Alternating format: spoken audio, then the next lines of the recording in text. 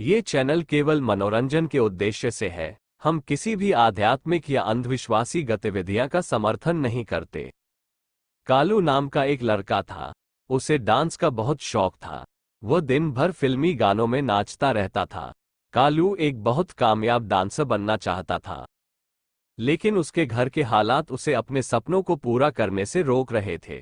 कालू सिर्फ 13 साल का था, लेकिन वह अपने सपनों के पीछे इतना पागल था कि रोड पर चलते हुए भी डांस करने लगता था।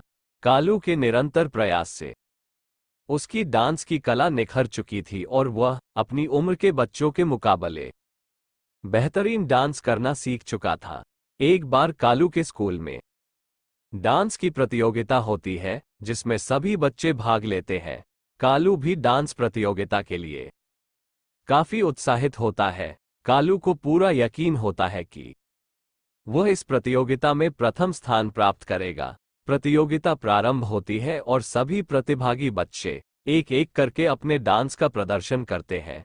तभी बारी आती है कालू के डांस की और वह मंच पर आते ही जबरदस्त डांस करता है। लोग तालियां बजा रहे होते हैं कि अचानक कालू हवा में उछलकर एक डांस स्टेप करता है, लेकिन गलती से वह डांस फ्लो में अपनी गर्दन के बल गिरता है और उसकी गर्दन से रीढ़ तक की हड्डी टूट जाती है। आनन फानन में उसे अस्पताल पहुंचाया जाता है। हादसे से कालू बेहोश हो चुका था। डॉक्टरों ने ऑपरेशन के बाद बताया कि इसकी पूरी हड्डी डैमेज हो गई है। फिलहाल इसमें एक प्लेट डाली गई है, लेकिन ये बच्चा अब ठीक से चल फिर नहीं सकेगा। कालू को जब होश आता है तो सपने टूटे और उसकी आंखों में आंसू होते हैं। सोनू की मां उसे हिम्मत दे रही होती है।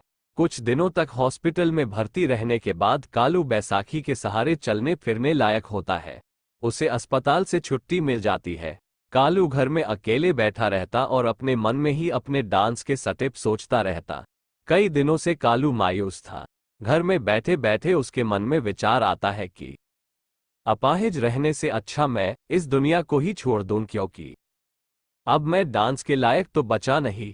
उसे तैरना नहीं आता था, इसलिए उसने नदी में कूदकर जान देना तय किया। कालू अपनी मां से बाहर जाने को कहता है, लेकिन अब वो चलने फिरने लायक नहीं है, इसलिए उसकी मां उसे बाहर जाने से मना करती है। लेकिन काफी दिनों बाद आज उसने बाहर घूमने का मन बनाया है, इसलिए अपने बेटे की जिद पर उसे बाहर जाने की इजाजत दे देती है।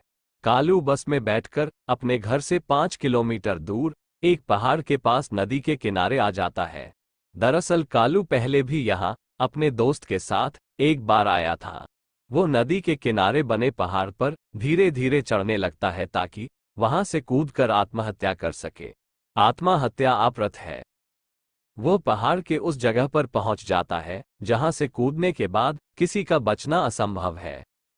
नदी की तेज धारा बह रही होती है और उसी धारा के बीच में कालू छलांग लगा देता है और एक और मासूम अपने सपनों के बोझ के तले दबकर मर जाता है। कालू की लाश बहते हुए एक बड़े से झरने के नीचे जा गिरती है और एक चट्टान के नीचे फंस जाती है। कई घंटों तक कालू वहीं फंसा रहता है, लेकिन जैसे ही शरीर को मछलियां खाने लगती हैं, अचानक उसे होश आ जाता है और वह विशालकाय पत्थर हट जाता है। पत्थर हटते ही कालू आसानी से तैरकर पानी के बाहर निकल आता है, जबकि वह तैरना नहीं जानता था। कालू जंगल के रास्ते अपने घर के लिए निकलता है। कालू को रास्ते में कई कंकाल लटके हुए दिखाई देते हैं। ऐसा लग रहा था कि ये काले जादू से भरा हुआ इलाका है। कोने कोने से आत्माओं की आहट महसूस हो रही थी, लेकिन कालू अब निडर हो चुका था। इन सब बातों से कोई फर्क नहीं पड़ता। अब उसे चलने के लिए बैसाखी की जरूरत नहीं थी। सोनू के अंदर एक रूहानी ताकत ने कब्जा कर लिया था।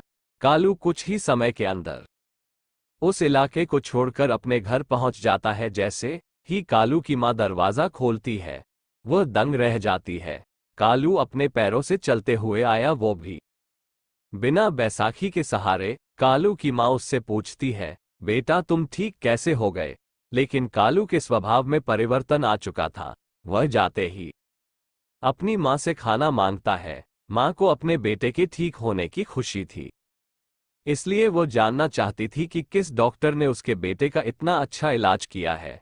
दरअसल उसे नहीं पता कि उसका बेटा अब इस दुनिया में नहीं रहा और ये जो आया है, यह कोई भूत है जो उसके शरीर में अपना कब्जा जमा चुका था। कालू अपनी माँ से ऊंची आवाज में फिर से खाना मांगता है। माँ घबरा जाती है क्योंकि कालू ने आज तक अपनी माँ से इस तरीके से बात नहीं की थी। वह तुरंत किचन में पहुंच जाती है और अपने बेटे के लिए खाना ले आती है। कालू कुछ ही मिनट के अंदर वह खाना खा लेता है और फिर से खाना मांगता है। उसकी माँ को ताज्जुब होता है क्योंकि वह पहले ही बहुत खा चुका था, लेकिन उसकी माँ दोबारा उसके लिए खाना ले आती है। कालू जानवरों की तरह खाना खा रहा होता है। खाने के बाद वह अपने कमरे में सोने चला जाता है। कालू के बदले हुए रूप को देखकर उसकी माँ चिंतित होती हो, लेकिन उसे लगता है कि शायद उसका बेटा परेशान है, इसलिए चिड़चिड़ा हो गया है और वह उसे नजरअंदाज करके घर का सामान खरीदने के लिए बाजार चली जाती है। लेकिन कालू अपने कमरे से बाहर आकर टीवी देखने लगता है। टीवी में अचानक उसे एक डांस कंपटीशन की खबर मिलती है। खबर देखते ही वो डांस कंपटीशन के लिए हिस्सा लेने का मन बना लेता है और अपने घर का दरवाजा बंद करके अपने स्कूल पहुंच जाता है, क्योंकि डांस कंपटीशन में हिस्सा लेने के लिए स्कूली छात्र का होना अनिवार्य था और स्कूल के माध्यम से ही इस प्रतियोगिता में हिस्सा लिया जा सकता था। शहर के सभी स्कूलों के बच्चे इस प्रतियोगिता में हिस्सा ले रहे थे।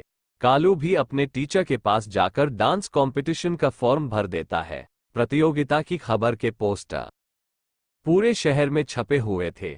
इनाम की राशि बहुत बड़ी थी, इसलिए शहर में डांस देखने के लिए खासा उत्साह था। प्रोग्राम के दिन दर्शकों की भीड़ के बीच सारे प्रतिभागी बच्चे पहुंचते हैं और सभी का डांस कंपटीशन शुरू हो जाता है। सभी प्रतिभागियों के बाद आखिरी नंबर आता है कालू का, और कालू के डांस करते ही दर्शकों की आंखें खुली की खुली रह जाते हैं, क्योंकि कालू अपने शरीर के सारे अंगों को किसी भी दिशा में आसानी से मोड़ पा रहा था।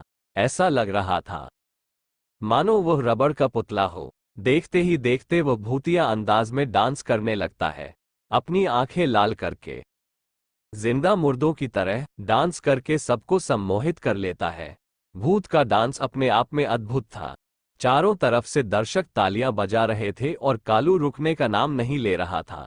उसके डांस खत्म होने से पहले ही उसे विजेता घोषित कर दिया जाता है, क्योंकि ऐसा डांस आज तक किसी ने नहीं देखा था। कालू के लिए सारे दर्शक तालियां बजाने लगते हैं और अचानक कालू बेहोश होकर फर्श पर गिर जाता है। डांस कंपटीशन के दौरान आए हुए डॉक्टर कालू को उठाकर उसे उपचार देते हैं और थोड़ी ही देर में कालू की आंखें खुल जाती है, लेकिन कालू फिर से लंगड़ाने लगता है। दरअसल रूहानी ताकत ने सोनू का साथ छोड़ दिया था, लेकिन उसकी सांसें उसे वापस लौटा दी। कालू ने अपना सपना पूरा कर लिया था और वह डांस विजेता बन चुका था। इतनी बड़ी इनामी राशि मिलने से कालू की मां को बहुत खुशी होती है और वह अपने बेटे पर बहुत गर्व महसूस करती है। लोगों को लग रहा था कि डांस की वजह से वह दोबारा अपाहिज हुआ और इसी भूतिया रहस्य के साथ ये कहानी खत्म हो जाती है। सूचना: ये कहानी काल्पनिक है। इस कहानी में दिए गए सारे पात्र भी काल्पनिक है। किसी की भी भावनाओं को ठेस पहुंचाना मेरा उद्देश्य नहीं है।